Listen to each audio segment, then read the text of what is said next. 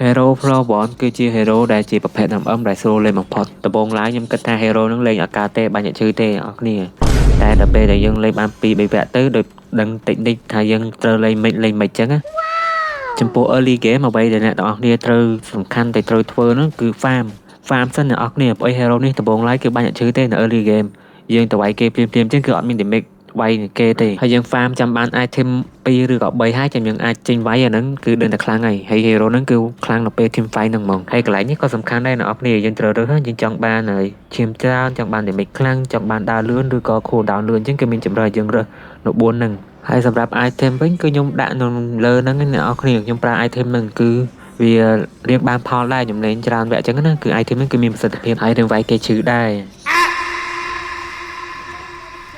សម្រាប់ Hero Flower នេះគឺខ្ញុំគិតថាជា Marksman មួយដែលស្រួលលេងជាង Marksman ផ្សេងទៀតចឹងណាដូចជា Ali និង Chano ជាដើមពួកអី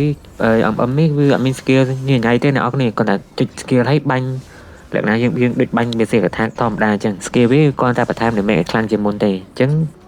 skill វាគឺអត់មានពិបាកញញ៉ៃដូចជា Ali ហើយនឹង Chano ត្រូវប្រើ combo អីច្រើនទេអានេះ combo វាក៏ងាយស្រួលជាងដែរតោះឥឡូវយើងមកមើល game យើងវិញទៅឥឡូវយើងដើរ farm សិនទៅ item ចាប់ដើមបានពី3ចាប់ដើមឈឺហើយបាន3ឡើង item គឺ វាយអហ្មងអ្នកនរគ្នាពួក hero ហ្នឹងគឺ damage គឺឈឺហើយគឺបាញ់យកហ្មង damage គុណ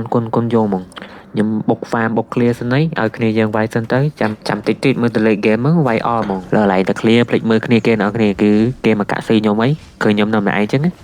តែគ្នាខ្ញុំនៅ2 3នាក់អត់មានអ្នកជួយទេខ្ញុំវាយងាប់ទៅឥឡូវតេងគេដាច់វងមកពីណាអ្នកនរគ្នាខ្ញុំចាប់ដើមកាក់ស៊ីទៀតហីអូខេឥឡូវងាប់តេងមួយទៀតហីឥឡូវយើងចាប់ដើមទៅចូល team fight ទៅដូចអត់ឃើញគ្នាគេទេគ្នាគេបាត់អស់ហើយចេញមកម្ដងមួយនេះគឺដើរអត់ស្រុះគ្នាទេតែគ្នាខ្ញុំដើររៀងស្រុះគ្នាដែរ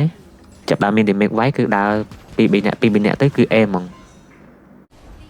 ដូចឆ្លៀត recall ឌឺគេទៀតគេចិត្តឈ្នះយើងសប្បាយឌឺអ្នកនរគ្នាតែពេលតែយើងចាញ់យើងឌឺអត់កើតទេជាងឌឺបានទៅពេលតែយើងឈ្នះនឹងឯង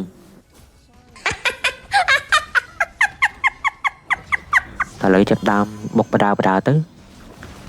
ដើមស៊ីសចេញយើងបុករែងឲ្យលឿនទៅពេលមួយរយៈហ្នឹងយើងនៅអាសាធ្វើវីដេអូពេកអត់សូវបានលេងយ៉ាងនេះឥឡូវយើងលេងយើងបុកក៏លឿនទៅកុំលេងអូកូឡាអញ្ចឹងយើងអាចមានពេលធ្វើវីដេអូផងយើងលេងហ្គេមផងណាគូរូនឹងអីលុកតែខ្ញុំទេមួយថ្ងៃតាមស៊ីតែខ្ញុំនឹងឯងអាងតែខ្ញុំដាក់ឲ្យមក Cambo ដាច់គេតាមធ្វើស៊ីតែខ្ញុំទេគេលុកតែខ្ញុំតែម្នាក់ឯងនឹងទាំងម៉ៃទាំងណាគូរូនឹងពីរអ្នកគ្នាគេនឹងគឺលុកតែខ្ញុំទេតោះឥឡូវលេងសាកបានទេឥឡូវយើងចាប់ដើមវាយសัตว์ទៅចាប់បានបុកអញឈ្នះគេឡូងាប់ទៀតគ្នាខ្ញុំអញ្ចឹងមែនដើរបានតែដំបងទេយូរទៅបែកវងអស់នេះចេះថាគេខ្លួនឯងដើរម្នាក់ឯងសោះហ្នឹងមកដល់កន្លែងនេះសិតសាច់ទៀតហើយមើលឃើញអាកាសល្អអីដាក់ skill combo ultimate ទៅ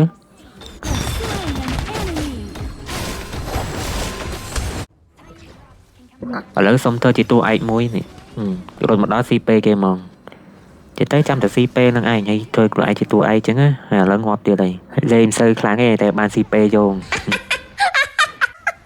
ខ្ញុំចេះតែនិយាយលេងហ្នឹងមានអីលេងខ្លាំងដែរតាមិនមែនចាំតែ CP គេទេយូរ CP តែម្ដងទេតែសំខាន់យើងចេះជួយគ្នាទៅតែយើងជួយគ្នាហើយយើងគិតថាណាបានខៀលបានអីចឹងមិនបាច់លេងអត់ស្ញាទេលេងខឹងតែគ្នាឲ្យចោតគ្នា CP ស៊ីអីចឹងណាសំខាន់យើងលេងរួមគ្នាប្រដៃគ្នាលេងទៅគឺខ្លាំងហើយមិនចាំដល់ណាបានខៀលច្រើនជាងនឹងខ្លាំងទេសំខាន់ចុះ support មកគេ support ល្អដែរគេអត់បានខៀលទេតែគេ support ល្អអញ្ចឹងក៏ខ្លាំងដែរអញ្ចឹងមិនសំខាន់ទៅលើបានខៀលច្រើនឬមិនច្រើនទេសំខាន់គឺលេខឈ្នះ